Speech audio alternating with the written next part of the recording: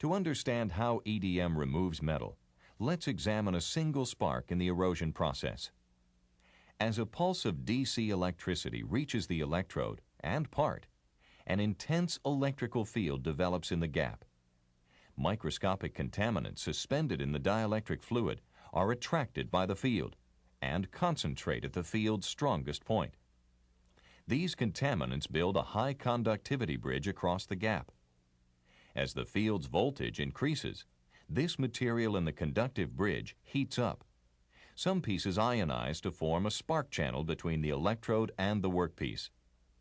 At this point, both the temperature and pressure in the channel rapidly increase, generating a spark. A small amount of material melts and vaporizes from the electrode and workpiece at the points of spark contact.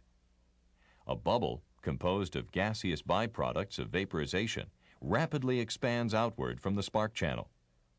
Once the pulse ends, the spark and heating action stop, collapsing the spark channel. Dielectric fluid then rushes into the gap, flushing molten material from both surfaces. This EDM residue consists of small solidified balls of material and gas bubbles. The resulting EDM'd part can have several observable surface layers.